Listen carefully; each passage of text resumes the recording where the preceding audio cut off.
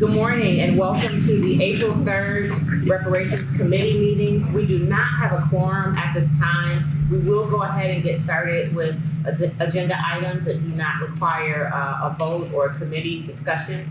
I do want to acknowledge that we have Mr. Carla Sutton, our senior committeeman, who is in the Zoom room, and present here we have Councilwoman Harris and myself. Welcome. I want to first say thank you to Evanston for an exciting election season and all of the candidates. There were so many candidates that brought up really important issues, and that's going to be important. It's going to go a long way whether you were elected or not.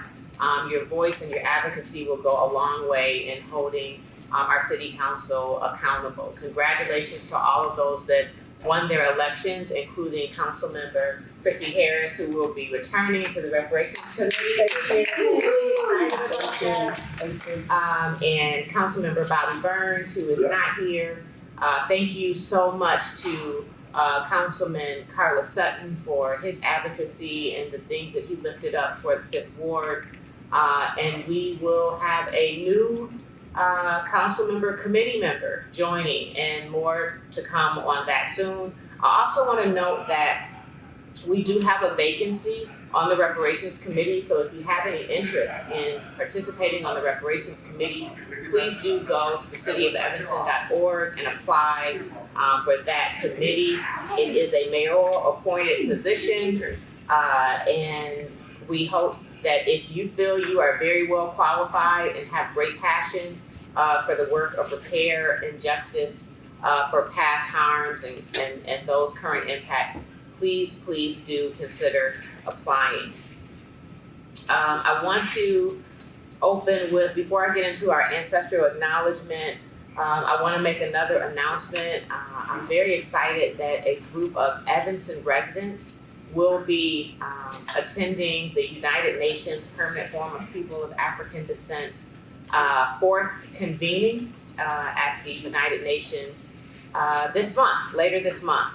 And so we are going to have even more Evanston residents that are well equipped, understanding the reparations conversation under international framework, international legal framework under human rights. So reparations is a human right, it's not a civil right, it's not DEI, it is human right. And so really looking forward to how those residents will return to Evanston and make us even better than we are. We're already the best city in the world. That is my opinion. Who agrees? Yes. Woo! Go Evanston. All right. So we're going to go ahead. Good morning, sir. We're going to go ahead and open with our ancestral acknowledgement. With great humility and deep gratitude, we honor the strength, endurance, and sacrifice of our Black ancestors. We honor those enslaved African people whose forced labor was exploited for generations to help establish the economy of our region and the United States. We honor those Black ancestors who preserved, despite discrimination laws, practices that created a racial caste system, legitimized anti-Black racism, and continue to plague our community today. It is only by recognition and understanding of these errors begun during our nation's origin and continuing today that we hope to correct our path. We acknowledge this exploitation of not only minds and labor, but of our humanity. We grieve those Black ancestors who, despite their contributions to the city's wealth and freedom, were never recognized, fairly compensated, nor allowed to fully realize their own sovereignty. Because of their work, we are here, and we will invest in the descendants of that legacy. And through this process, we work to repair some of the harms caused by the city of Evanston. We also hope our focused attempts at reparations will serve as an example to the United States government, yes, indeed, and prompt our institutional accomplices to begin the process of repair. This is signed the Reparations Committee. It was written by our great committee member, attorney Claire Barbara McFarland, noting that this is really calling to action the United States government. I want to lift up an update on HR 40. We do know what's happening in Congress at this time, but it was reintroduced by Congresswoman Ayanna Pressley. So Ayanna Pressley is the new lead co-sponsor for HR 40. As we know, we lost the great Congresswoman Sheila Jackson Lee, who was the lead co-sponsor to that time. We have champions in our congresspeople here in our district that have been sign-ons to HR 40, along with the Senate Companion Bill, which was introduced by our great energized Congressman Senator Booker. And we have our congresspeople in the Senate that have signed on to S10, which is that Senate Companion Bill. So please know that we are one small component to a larger movement for redress, but Evanston is really the light within that movement and leading by example. And so we'll move on to, we're gonna skip item 2A, which is approval of committee minutes because we don't have a quorum. And we're going to go into discussion out of respect of Dr. Lakeisha David's time. Dr. Lakeisha David is joining us here. She will tell you more about an incredible, powerful, historical effort for reparations that has passed the Illinois Assembly under the leadership of Assemblywoman Carol Amons and others that supported to make that happen. Really excited to hear from Dr. David. So if Dr. David could unmute yourself and join us, and I do believe you have screen sharing privileges. 1 second, Dr. David, we can't hear you that well.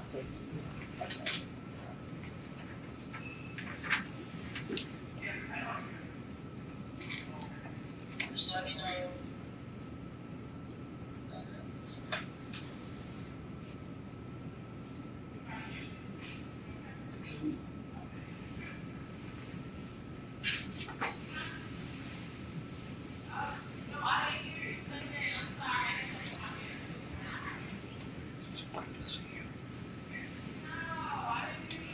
Good morning, Vanessa. Good morning.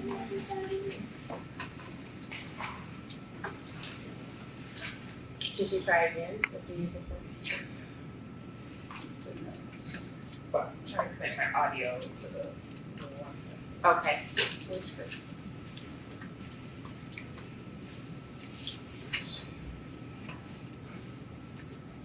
Say something now. Good morning.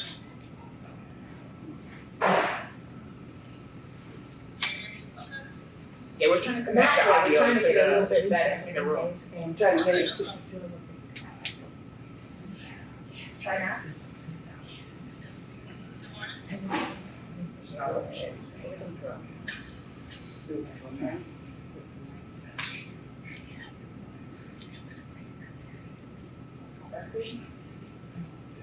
Try again. Good morning. Yes. Yay. Okay. Alright. Alright, well, thank you so much for inviting me here. Probably, sometimes, one of our champions, of course, that everybody knows, who's years in a row, but thank you again. So, I want to share a little bit about this program from a project perspective, from Ancestry. Ancestry works to reparative policies.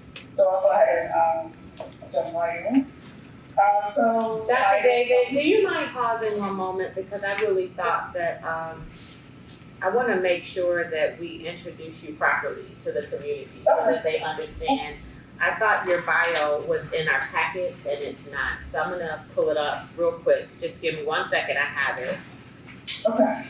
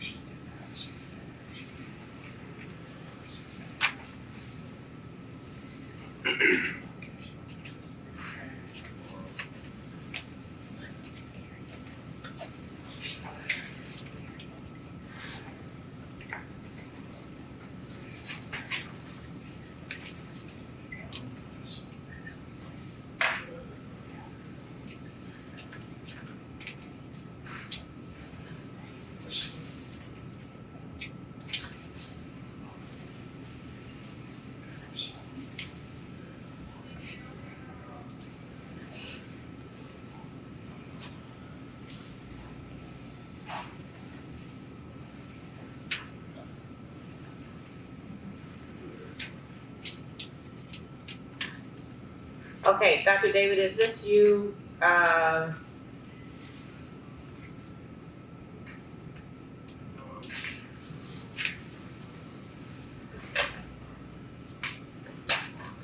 You were asking? I'm making sure this is the, okay, I found a bio of you on Penn's Medical Ethics and Health Policy. Can I read this one? Sure, go. Okay, Lakeisha David received her PhD in Human Development and Family Studies at the University of Illinois at Urbana-Champaign. She studies human development and family aspects of genetic genealogy. Her research examines processes of family identity development and ethnic identity development among African American adults who use direct-to-consumer genetic genealogy testing services to engage in the social interactions with genetic relatives from Africa. So this is deep. Her research also examines the perspectives of Ghanaians interacting with African Americans identified as the genetic descendants of their ancestors who were taken away during the transatlantic slave trade. From 2013 to 2016, she was a National Science Foundation Graduate Research Fellow at the Massachusetts Institute of Technology and the University of Illinois at Urbana-Champaign, focusing on international development in Ghana. As an ELSI postdoctoral fellow at Penn, she explored ethical, legal, social, and technical implications of genetic relatedness among Ghanaian and African American families separated during the transatlantic slave trade. She is the lead of this work. I hope you do learn more about Dr. David. Thank you, Dr. David. Okay, so today I want to share with you a little bit about how genetic genealogy works, but mostly its role in this work that we're talking about today, in tracing African ancestry, and then HR 453. The main takeaway, can you see my full screen? Just want to make sure Yes. I cover anything from here.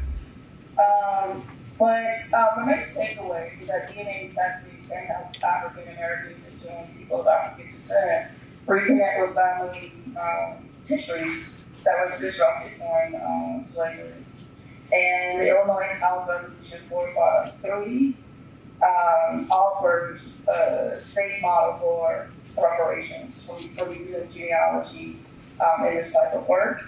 And then I'll talk a little bit about Time, which is the African kinship reunion in this project. Yeah.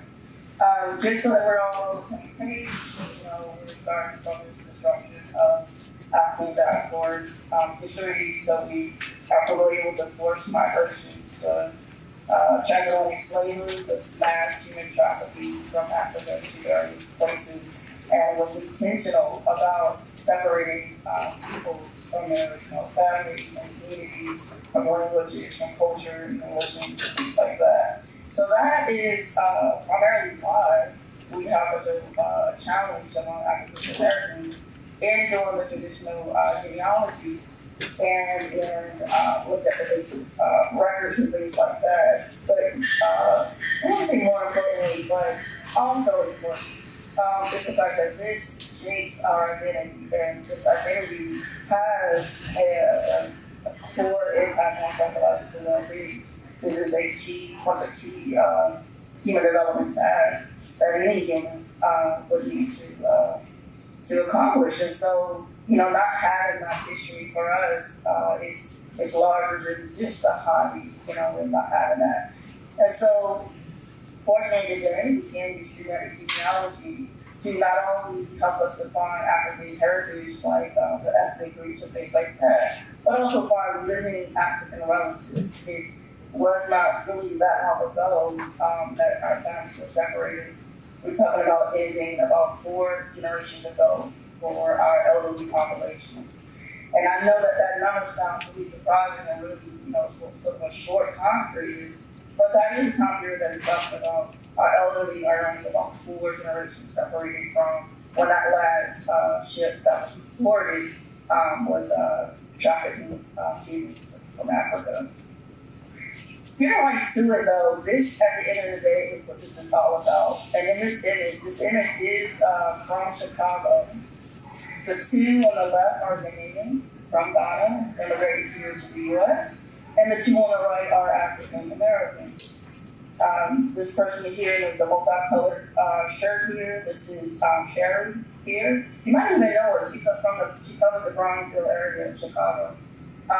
So she did the DNA test. The person here on the left, the male here, Ernest, he also tested in my project, and they found out that they were related to each other. They are related to each other. They thought maybe that Sherry was related to Ernest through his mother. You see here in the green shirt. Turns out, after additional testing, that Sherry is related to Ernest through his father.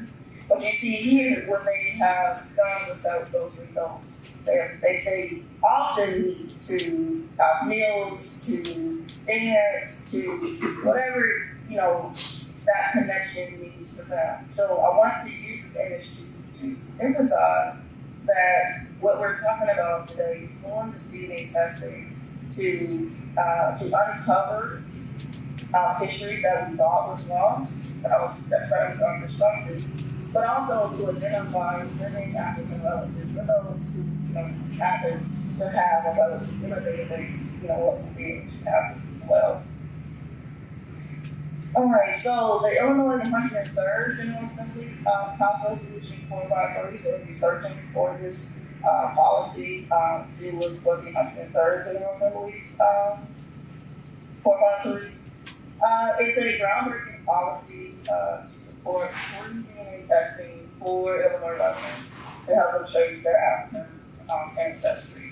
And that is very clearly worded in the text of the resolution. It is sponsored by Illinois State Representative Carol Ammons. There is a Senate component to this, so it also passed. I didn't validate it on the slide, but we also have that as well.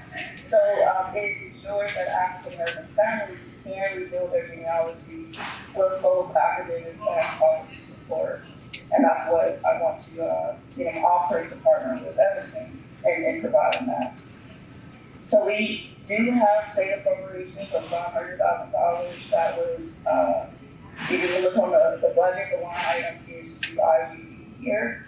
And this is for the Application Reunion Project for the Illinois Family Groups Pilot Program here. So if you're looking that up, here is the illustration of the website where you can find that House resolution, and again, in some very clear terms, what this is. So ultimately, it is to help participants discover African roots, but it can also be used to inform future genealogy-based reparations, whatever that might look like. Provide this genealogical evidence for future reparations and space programs. And this particular one, the scope is about 1,500 kids, and it's basically just limited to the amount that we currently have appropriated from the state. Just to let you know, Rep. Ammons do have plans to expand this further to be a statewide genealogy affairs office. But for right now, we do this pilot program, get informed by it, and then move forward with the larger goal. Simple eligibility, just have to live in the state, be at least 18 years of age, and then have some type of proof of residency. And all of this is built into the website that I'll share on it. Generally speaking, I know some of you probably have done this before, and you're thinking, well, this didn't come up in my results. of time it takes to find this type of detail, this type of information. And so, we are aware that, first you need to take this test, then you just get a list of genetic relatives. It's a bunch of folks that you're related to. And then you have to group those relatives to try to build this tree. And then try to find some of the records to supplement those findings and then build the tree. What we're trying to do is do that for people. Tear down that barrier. Where it's no longer said that we don't have a cohesive family narrative and things like that. So that's where we come in. This is the application we're doing. This is the website for the project that I'm leading. If you look at the text of HR 453, you'll see Dr. Lakeisha Data listed as the principal investigator. That's who I am, and this is the website here. Just to show you an example of the mock-up results, our emphasis, we are trying to take the DNA test results and automatically generate the family tree for people based off of the DNA, and then supplement that with other records. And as much as possible, have that built into the system. And whereas, the family tree can expand and be different, whether it's a finite way of expanding, but it can go down a rabbit hole in genealogy. Our emphasis will be on the African diaspora connection as much as possible.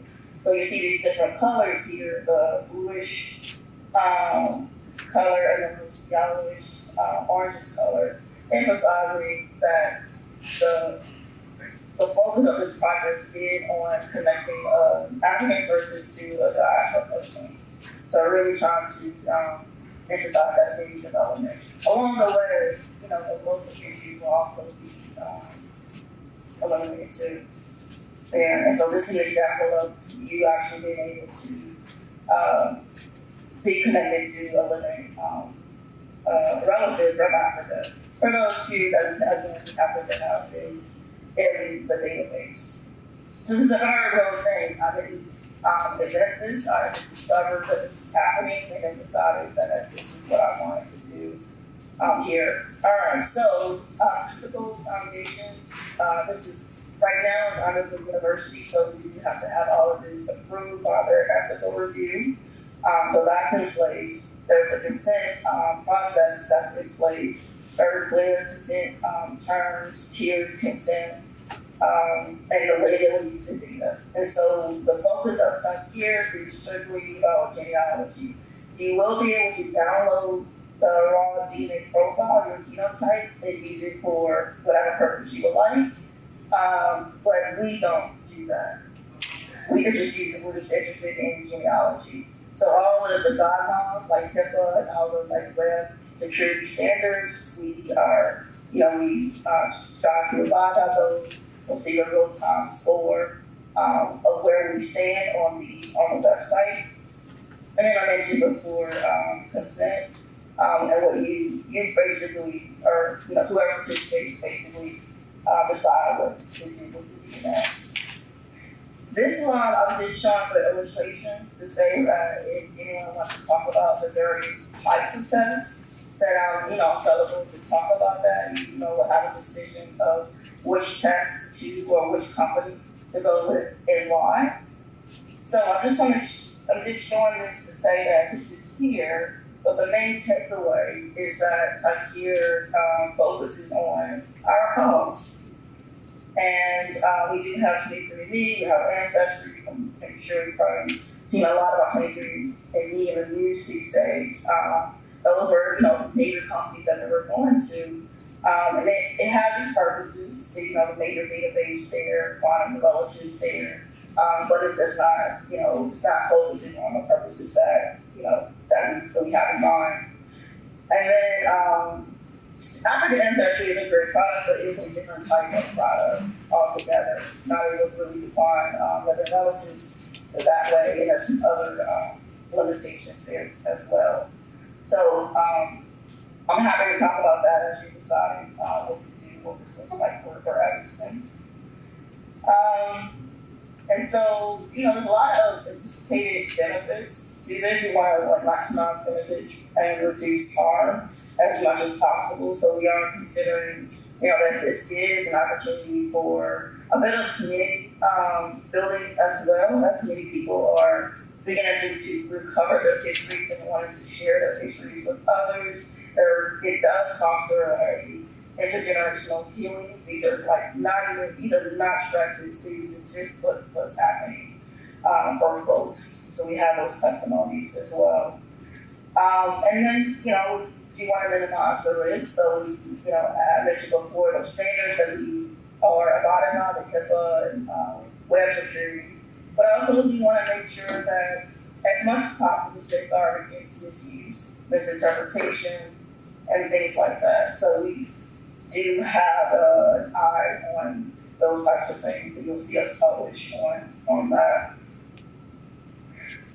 So at the end of the day, what we want to discuss or for your consideration is that we have 1,500 kids or so that we want to distribute to the state of folks in the state of Illinois. That's a small number compared to the number that we could potentially reach in the state. But we were thinking that to help us to get some of the kids out to folks in a very managed way, that we can partner with the city of Evanston and just reserve a bunch of those kids to be for someone to help manage the saliva location there and ship it back to us at UIUC. And then I don't want to take up too much of your time, but I think I've pretty much covered what I wanted to cover there, and I'm happy to talk about it more. Robin, what do you think? Thank you, Dr. David. We're gonna take questions from the committee. We have one of our colleagues in the Zoom room, Mr. Sutton. If you have any questions or comments, please unmute yourself, and then we'll hear from the committee that's here in the room. Yeah, I have one concern. Can you hear me? Yes, we Okay. can hear you. Okay. There was some concern about not having a test done with the 23, or to get, if you have been tested, to collect, so it can be reused. Is there any safety procedures for that, or do you recommend that we just go through your authorization? Thank you. It's a long-term question. So I don't know if I really advise. I would recommend testing with my organization. That is, I'll be clear with that. But I'm not going to test with other companies. 23andMe, they're going through a lot right now. But I think at the end of the day, they're going to be, bought by someone who is going to continue to offer those services. But it does highlight,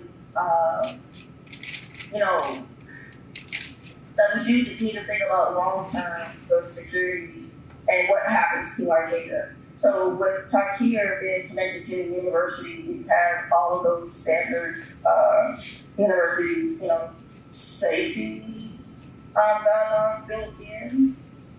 And at the same time, we also know that the university hasn't really treated, African people very well. So with that being said, a lot of it comes down to my team and just the commitments that we're offering. Do we I have? hope that answers your question. Yeah. Do we have to come to Champaign to participate? Do not have to come to Champaign. The idea is that, if we can partner with Evanston, then we will have kids in Evanston for you to be able to go to one of the, facilities there to test. We'll probably have some sites in Chicago as well. And we will offer the option to have kids mailed to a person's home and have that mailed back to us, also paid. Thank you. That's it. Okay. Councilmember Harris, do you have anything?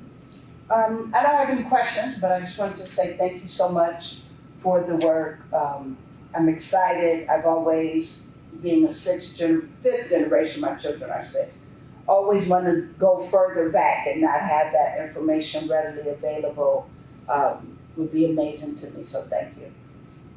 Oh, it's my pleasure. Thank you, Dr. David. I want to say that I'm fascinated by this. As we know, there are many forms of redress, and at this point, we've been talking about compensation or even restitution in the forms that we've been exploring reparation.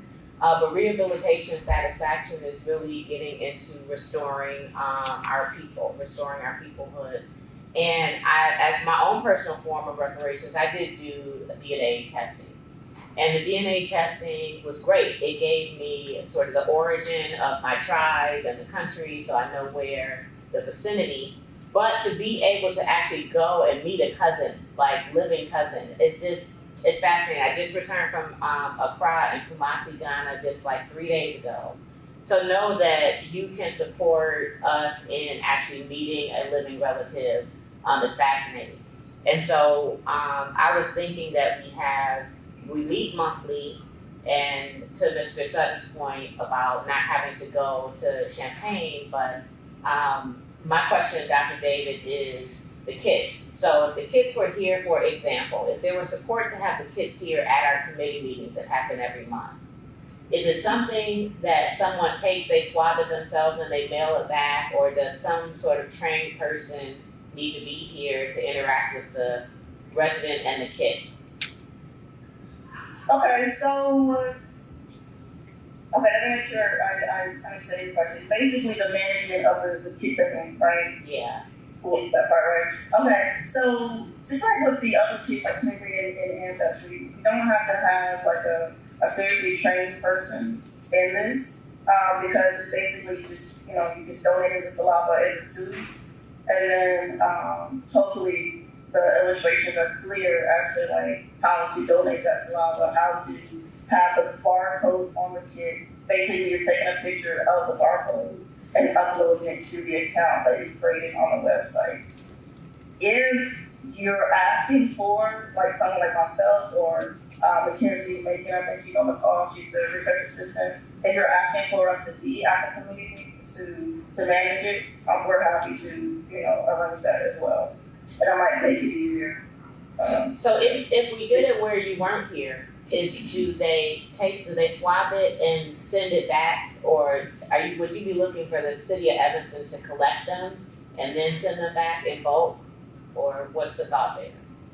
The best, the ideally it will be they take it in person while they're there. Okay. Each one will have a separate, kit is box with everything that's including the well, they'll all be prepaid postage. So ideally, they'll take it on site, and then everything will send it to us in bulk. But again, we're talking about how it would work. We can include the prepaid postage boxes so that they can take it and then mail it back. It's just that oftentimes the kids don't make it back sometimes. But this one, is a little bit more motivated audience, Yeah. So we're just trying to play around with reducing the waste as much as possible. So I think those are some details that, I hope I'm communicating that we can figure out a system that will work. Absolutely. And then with this pilot to partner with the city of Evanston, would there be any cost to the city of Evanston? I understand there's no cost to the residents, but want to make sure. Yes, to make it in clear terms, zero cost to the city of Evanston. The city sponsored all through that state appropriations of that $500,000. All of this is included in that. That includes our travel. That includes the expense of shipping it back. All of that's included in that. So no cost to the city. In that regard. Wonderful. One other comment, in your testing, how many African countries are participating? Are they just from West Africa or from Central Africa, East Africa? What African countries are participating in this so we can trace our ancestry back to our families there? Good question. So right now I'm a personal connection in Ghana. I have the principal investigator, my counterpart at the University of Cape Coast in Ghana, and Robert is someone I hope to introduce you to them. So right now we have Ghana and Nigeria is coming on board this year. So we have a new colleague who will manage that line. Also talking about bringing on Brazil. So you didn't mention diaspora countries, but we have our relatives across the diaspora. So those. With that being said, the idea is to eventually open up to the other countries. We have the reference panel though, those same or similar reference panels that African ancestry and community use. So even if we're not able to identify a living relative like the day of tomorrow, we do have a reference panel of about the total reference panel is about 3,000 individuals. I don't have the number of how many of those are from African countries, but everyone will be able to have some type of results. The difference is that some will have the results of a living relative, and that's what you're mentioning. So just like with Ancestry 23, the longer that people are in a database, the longer that this project goes, the more relatives that will be able to pop up in the results. So in managing those expectations right now, we focus on Ghana. Nigeria is coming online pretty soon. And then the idea over the years is to expand to other countries, as well as those who are recently immigrated to the US. Thank you. Awesome. Well, Dr. David, I have so many ideas to connect you to the rest of global Africa so that you can get more data. And there's no expense to the city. The committee will discuss it. There just needs to be consensus. It's an external program. You're not asking us to do any work. We would collect it. Immediately I'm thinking about maybe our health department sort of taking in the kits and being the one responsible to mail them out under the direction of Director Ike Ogo. And if there's no other questions, and we don't usually have questions from the community, but is there one question from the community that you just have to get an answer? Okay. So Dr. David, thank you so much.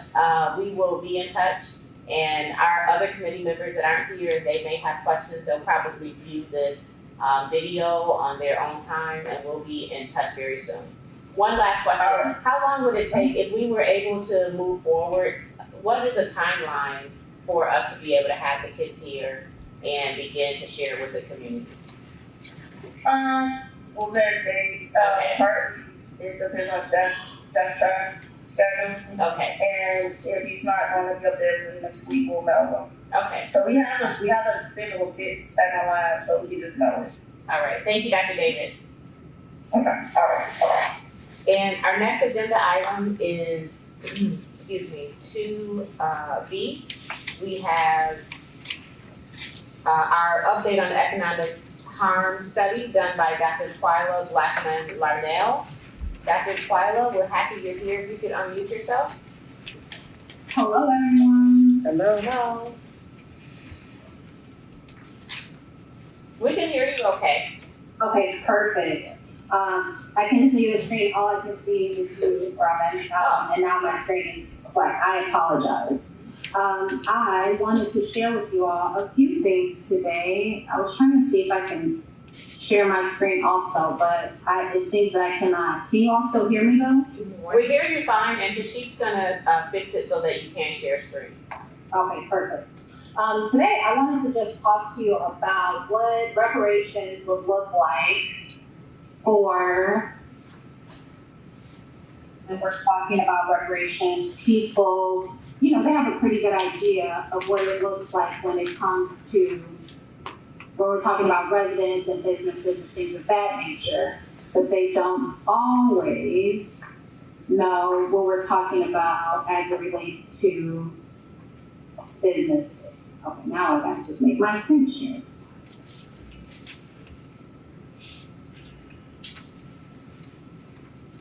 I'm sorry, give me 1 second.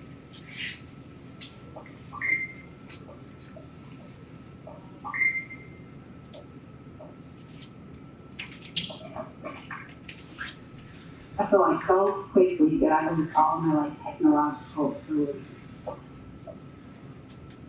Here we go.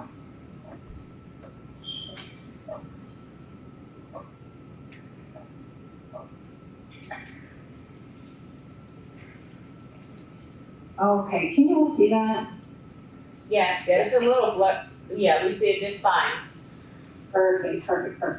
Okay, so this is pretty much what the front cover of the report is gonna look like at this point. I'm hoping to do a different picture here in the front, but I really like the welcome to the city of Evanston. But I have been touring the city. I've really enjoyed walking around Evanston. I just wanna say, don't tell anybody, but Evanston is very different from Oak Park. Here in Oak Park, and I'm here to tell you, it is very, very different. You all have such a diverse set of businesses, not just in terms of ownership, but also in terms of availability of different goods and services. This week, I told Neil I'm gonna have to stop eating before I come to canvass the neighborhoods because I feel like I have to pop into everything. The pound cake that we got from, is it Venison? Yeah. It didn't last one night in my house. It didn't last. And the pizza at Giorgio's, I've just really enjoyed getting around Evanston. But I won't hold you all too long, right? So I do want to just have a few quick slides for you.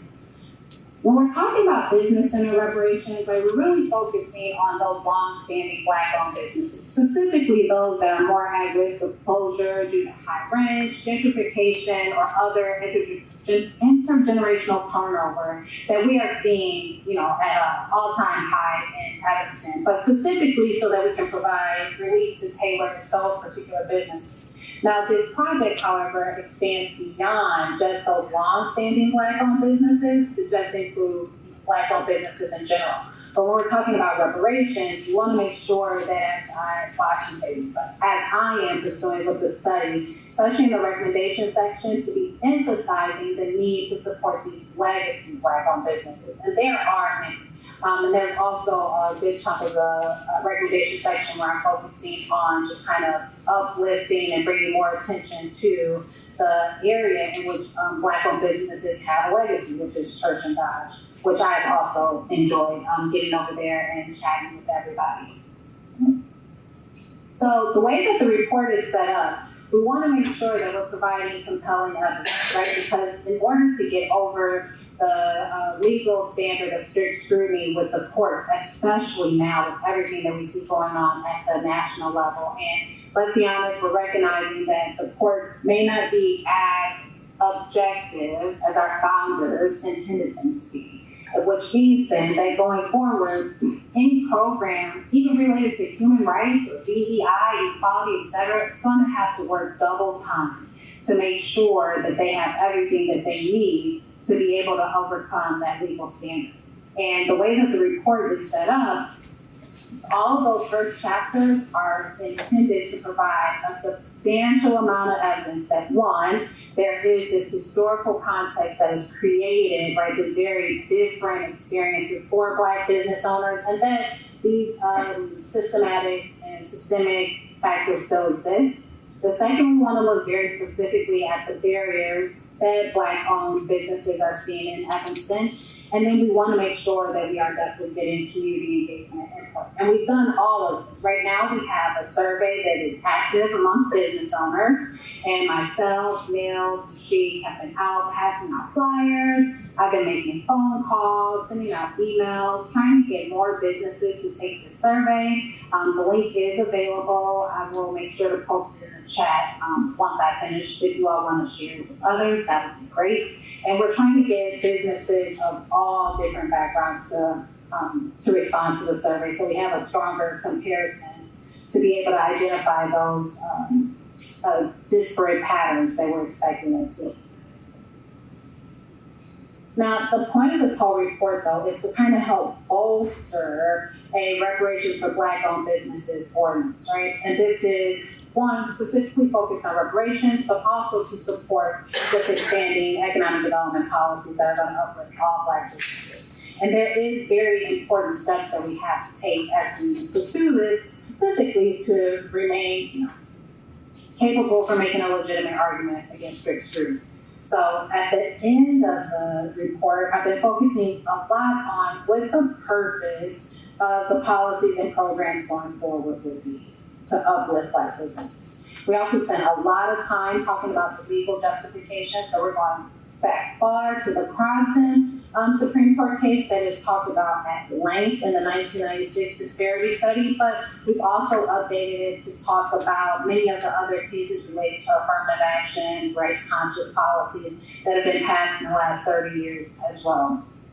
Okay, and the hope is to be able to develop like these kind of bullet points for an ordinance that will help to satisfy what seems to be the biggest elements of a legitimate race-based policy, right? So first and foremost is what are those policy reforms going to be, and being very detailed about these policy reforms. The second is making sure that the courts understand that we are going to be doing periodic reviews and evaluations of these reforms to make sure that they are in fact meeting their goals and that they are improving the disparities that we were focused on in the beginning. And why is that so important? The courts are really, they emphasize sunset clauses. They want to make sure that these reforms are working, and then once they have worked, once they've kind of leveled the playing field, that we have created ways to be able to help them expire. So what does this mean? This means that we have to also be very clear in what the goals and the expectations of these different policies are and going forward and things of that nature. So on one end, right, obviously it's going to be helping to support and uplift those long-standing Black-owned businesses. But on the other, we're also trying to create new Black-owned businesses or support the Black-owned businesses that are not legacy businesses, but we want them to be legacy businesses, right? That's the other purpose. We have these legacy businesses, but we want to make sure that we have this constant state of legacy businesses on this side as well. So when we're thinking about the different types of policies and programs that are going to be recommended at the end of this report, a big part of this is focused on training and technical assistance. What the literature has shown us, and even just in my talk to a few of the Black-owned Black business owners in Evanston, it's become quite clear that many of them do not come from business-owning families. Okay, this is their first experience with entrepreneurship, and they don't always know the ins and outs of getting things done. And we all know the first time you do something, right, you have to learn, and there are growing pains, as they say. So a big part of this is trying to help reduce those growing pains, trying to help business owners being able to overcome obstacles that could be easily overcome actually with more training and technical assistance provided by the city. Right, technical assistance being things like helping walk them through the permit paperwork or fees that they need to apply for, even just payment plans for their fees, signage programs, things of that nature. Right, next would be financial support. A big part of this financial support is thinking about things like municipal loan and grant programs, also like investment trusts or just bolstering up the community development financial institutions that are in the area. Next, we have business incubators and workforce development. How is this name? The OX. The OX is a perfect example of a business incubator, right? Where we have these kind of spaces or hubs where small businesses can either rent a space or just enjoy a space where they can kind of get work done and they can work on expanding their consumer base from that location, et cetera. This kind of helps minimize those initial costs to creating a business, along with workforce development. Business incubators are a great space to be able to use to provide resources for our business owners. Other policies and programs that I'm looking into are real estate support, which makes perfect sense as rents and interest rates for everybody are increasing. This includes either property leasing or property ownership. A big part of this is focusing more so on like land trusts or tax incentives, property tax reliefs. Other areas in which the city can support, right, is helping to subsidize leasing, especially for those very new businesses, right? But the last two bubbles are actually a little bit more race neutral. And this is okay. This is actually pretty good because it allows us to also expand the kind of policies and programs that are available to Black businesses as well, while simultaneously helping to kind of assuage, right, the conflict when it comes to overcoming the strict scrutiny standard. We want to make sure that we're showing that we're not just supporting Black businesses, but there are these other small business programs that are going to just uplift the entire business community, but they have a particular positive impact on the Black businesses that we are focused on. And this relates to the last area, which is place-based investments. Place-based investments are also arguably race-neutral programs to a certain extent. And there's two examples that I can provide. The first is not so race-neutral, right? This would be the idea of Evanston investing specifically in areas where we know that there is a larger number of Black-owned businesses. So for instance, Church and Dodge, right? A place-based investment would be, because as I was driving in there, right, there's nothing that really says, hey, this is the legacy Black community of Evanston, or these are Black businesses that have been owned for a significant amount of time. The signage over there is a little dated. They need a little bit more, just like a little bit more razzle dazzle to help bring attention to the areas people are driving through or walking through, right? That's kind of a place-based investment. But on the flip side, a more race-neutral place-based investment will be something along the lines of attempting to help make it more affordable for small businesses to locate in areas where there's more walkability or just more traffic. Yesterday, I was walking down by the new Civic Center government building, which is very nice, I might add. But I realized that there are a lot of businesses in that area that are owned by minorities and women, but I did not find one that was owned by a Black entrepreneur. And I might just not have walked enough, but in terms of a place-based investment, that would be a good way to kind of support Black businesses, right? To help put them in spaces where there's a lot more walkability and a higher potential likelihood for consumership, et cetera. So the last slide, because I don't want to keep you all too long. So now we've talked about why we need this, what will the impact be, what does it look like? But I want to be very particular about overcoming strict scrutiny. The biggest part about this report is that it draws very, very strongly on data. Very strongly on data. We are definitely examining the literature and research in other cities and things of that nature, but we want to focus specifically on what the disparities look like in Evanston.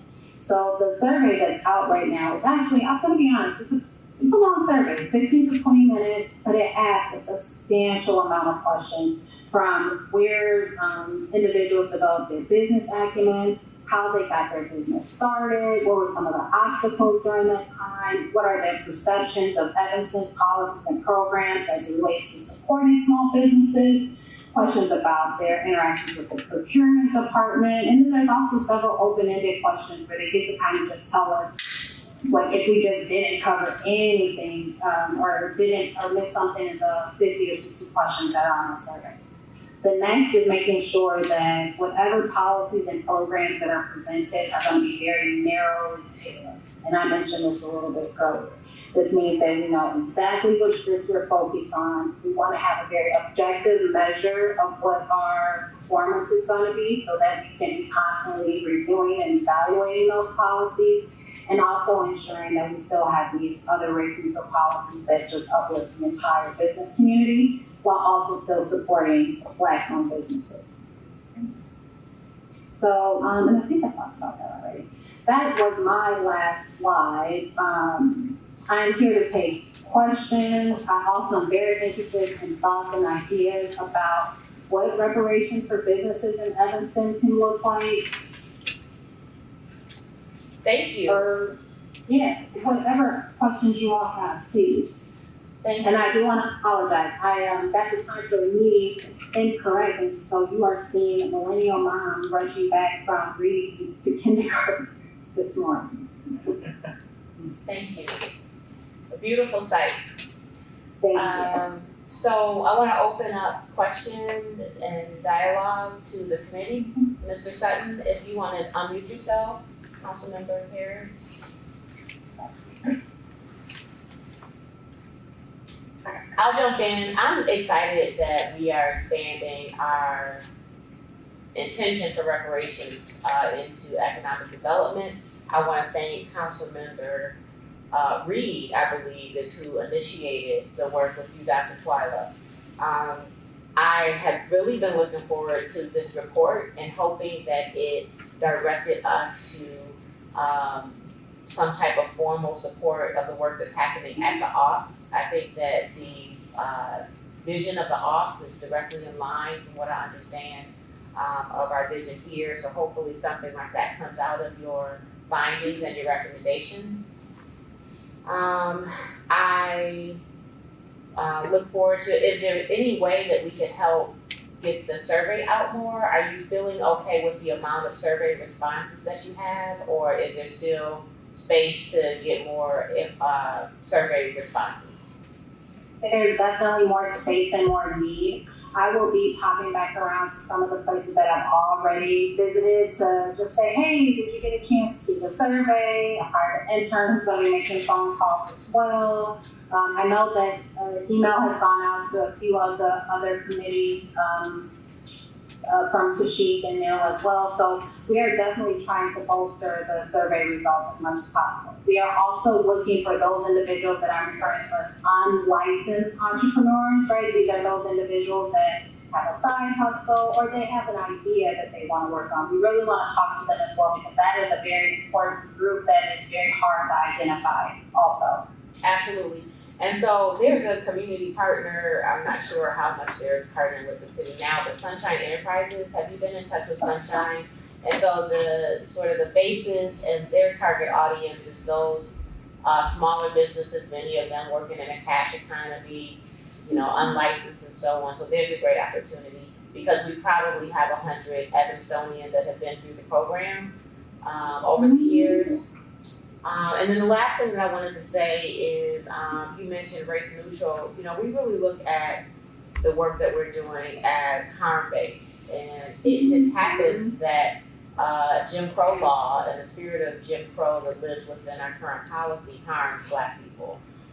So we do completely, at least I completely appreciate your framing and the narrow tailoring and the race neutral, but the language, I think, is helpful to identify repairing the harm to a people. And I don't think I have anything else. I think we're meeting tomorrow, and We are. I look forward to completing my survey as a local businesswoman. Yes. And Share with your friends. Yeah. And Tashik, has it been a while since we sent out an e-blast in your? It was in the last. Oh, it was just in the last one. So if everyone here could, where is it on? Is it in the committee page? Reparations newsletter. So get your reparations newsletter, share it, especially with your businesses that do your lawn and braid your hair and bake your cookies and pick up your kids and have businesses that aren't registered with the chamber and don't have a license and all that. These are some of the businesses we want to make sure we draw out as well. And we want to spread the word. So what is next? Did you tell us that? Like officially, what's next for a timeline for us? Oh, we are working on the survey now. I'll also be meeting with Tammy pretty soon over in procurement, because that's a big part of the study as well, and getting the data to be able to go through that. And I'm hoping, and I'm planning on us being able to wrap this up by the end of May. It's a lot that's already in there. I want to make this point clear too when I talk about the data-driven part, is that I've created frameworks and objective measures. So what happens at the end of this study is that we now have a measure to compare Evanston to with other cities. All right, so this is going to help us kind of understand what Evanston looks like. But once data from other cities are collected, it kind of allows us to be able to have understanding of what equity in cities and local governments looks like across the U.S. That's my hope, then, right? Because then we can tell which cities need to step it up a little bit. And then we have an idea of who our role models are. And honestly, from what I've seen so far, Evanston is really at the top of the list when it comes to being innovative in this area in general, whether we're talking about residents or businesses. Absolutely. And then the last thing I want to add is when you send your recommendations, I saw some information there about tax incentives and so on. Some of the recommendations are gonna be outside of the purview of the city of Evanston. Yes. So if you could distinguish what is possible for Evanston and what is aspirational for the county and the state and federal government, so that we don't have advocacy in the wrong direction. And I don't know if you have our initial recommendations from 2019. Were you given that list? Pretty sure that I do have it, but I will double check. Okay. If not, then we want to make sure that you have that a long list, which includes many economic development recommendations from broad participation from the community in 2019 when this work began. I agree, I like that idea. Awesome. Yes, we definitely talk about feasibility and cost benefit analysis of the different reforms as well. Okay. Wonderful. And so is item A, we covered that in Dr. Twyla's presentation right now? It's included in the packet, that's the survey. Okay, perfect. All right, Yeah. there's no other. Pretty sure that I put the correct survey link in the chat. I typed it out, so I wanna make sure. So if you are in the chat, it's correct. You can follow that link also to see the survey. Awesome, thank you, Dr. Twyla. We're gonna move on to item B, and Tashik, if you could take us through what looks like the rest of the agenda, actually.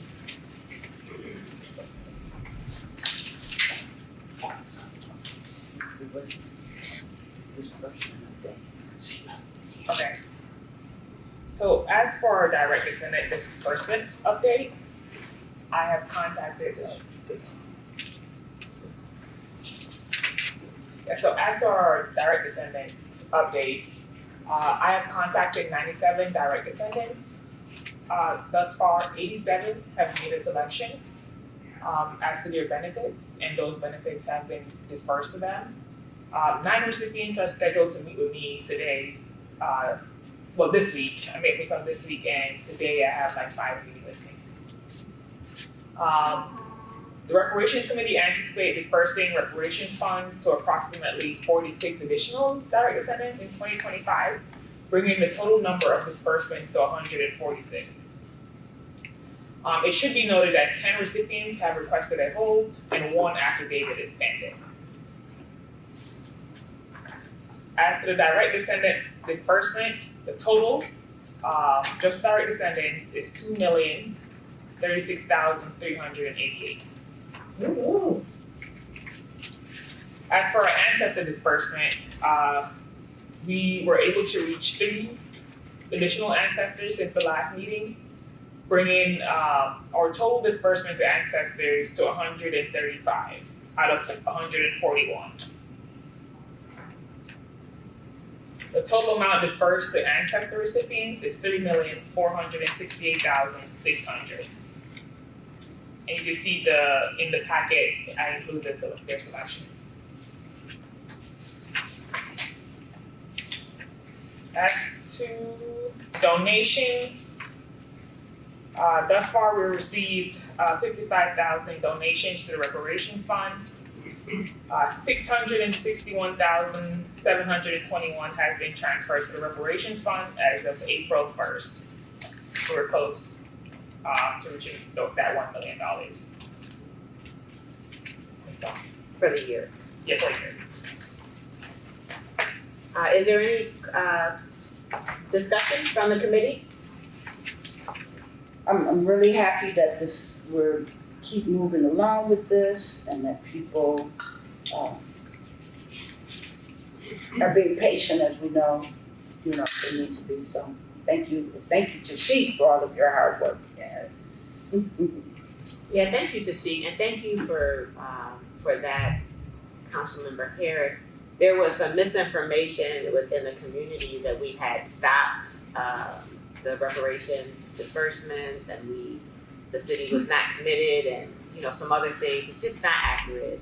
If you ever have any questions, please do attend these meetings, watch them, the recording of them, or contact any one of the committee members or Tashik to get direct information, and not from Facebook unless it's from the city of Evanston page. And is there any update on us establishing a reparations committee page? Or legal advice. Okay. Well, cityofevanston.org/reparations, you'll be able to get all of your facts on the work that's happening here at this committee. Now we have public comment, and Tashika, if you could go through and call the names for the virtual room. We only had one that signed up. Okay.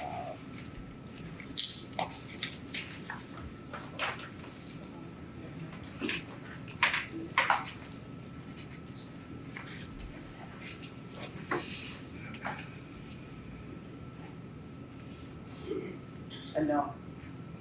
And while we're doing that, I don't have a list for sign up in person, but we're all family here. Anyone here planning have a comment, a public comment?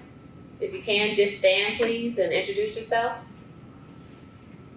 Seeing none, good to see you all, and then we're waiting on one in the Zoom room. Nicole, she's not online, but Tina Payton registered. Okay, Miss Payton, glad you're here. If you could unmute yourself. Hi, good morning. Can you hear me? Yes. Yeah, I did sign up, by the way.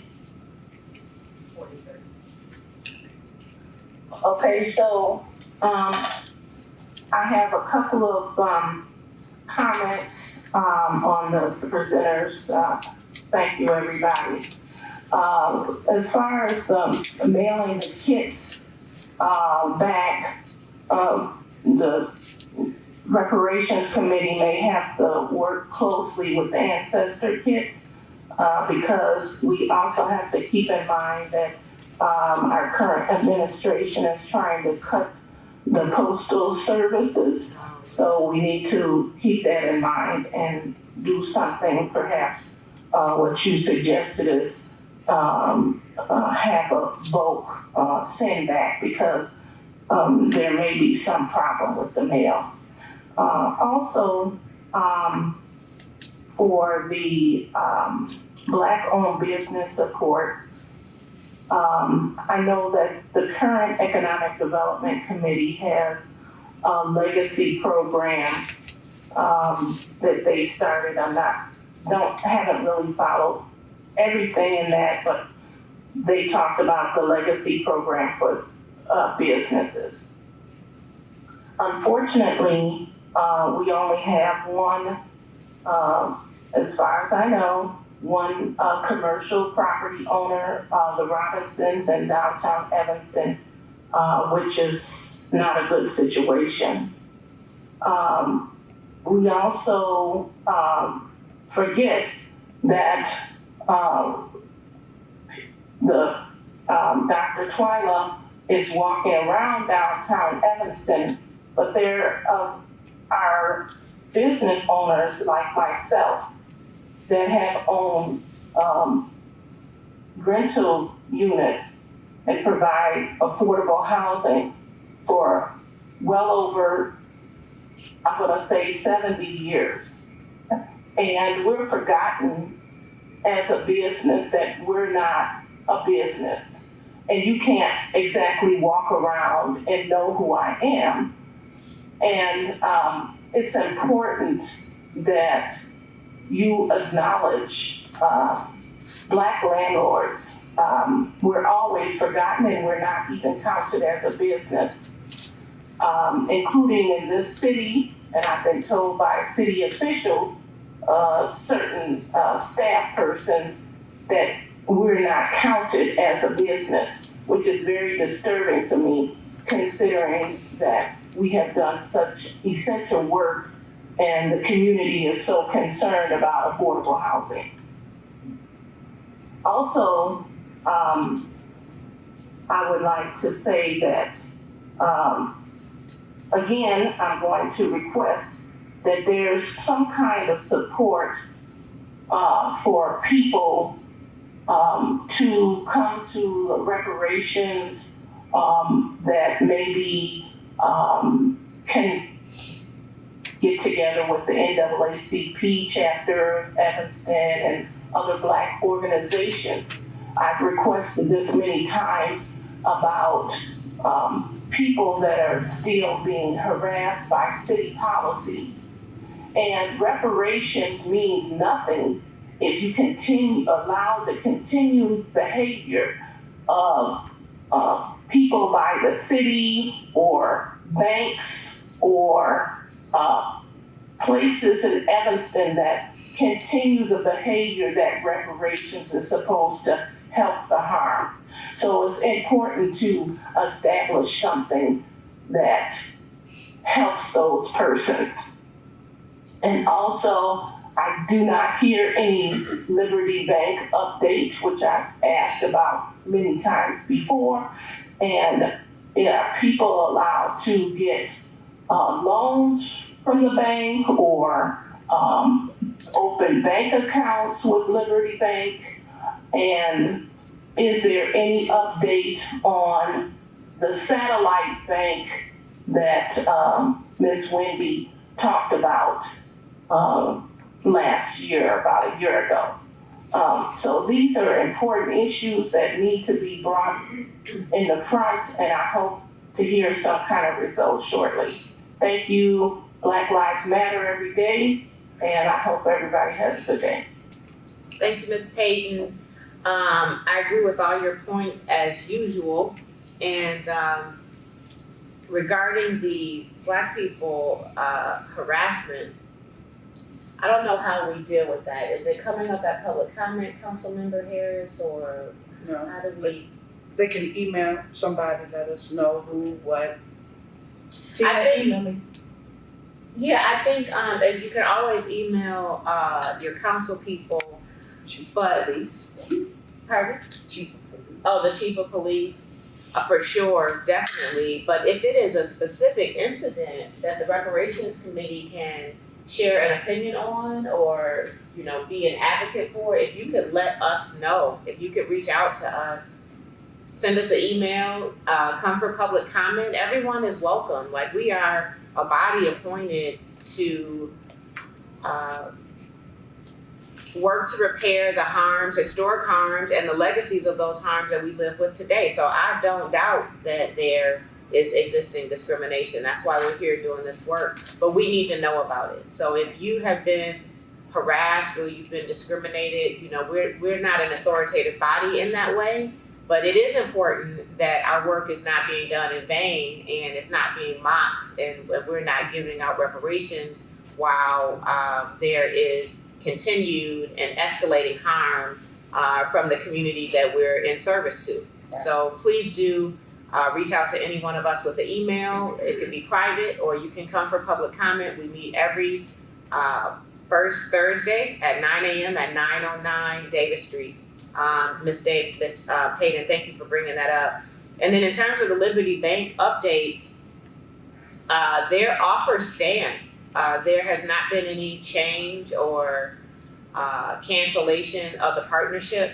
And so we can maybe ask Wendy to come give an update on what their services are, but they were providing access to fair lending for mortgages. I understand they were offering credit card options and some type of refinance of predatory loans if there were predatory title loans and payday loans and that type of thing. Those are some of the services that I remember them offering, and we have to take them up on it, or else we won't continue to get partnerships like this. So I can ask Wendy to send along or be prepared to share an update, and then we need to use those resources. I know that Attended the learning fair. yeah, so they were at the learning fair, they were also at the housing fair, and we can ask Wendy if she has been hearing from Evanston residents, and then we can ask everyone how we can get that information out more,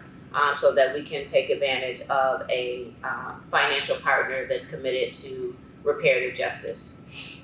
And so with that, is there any new business or anything else from the committee? No? We will adjourn our meeting. We don't have a quorum, so we can say goodbye and have a wonderful day.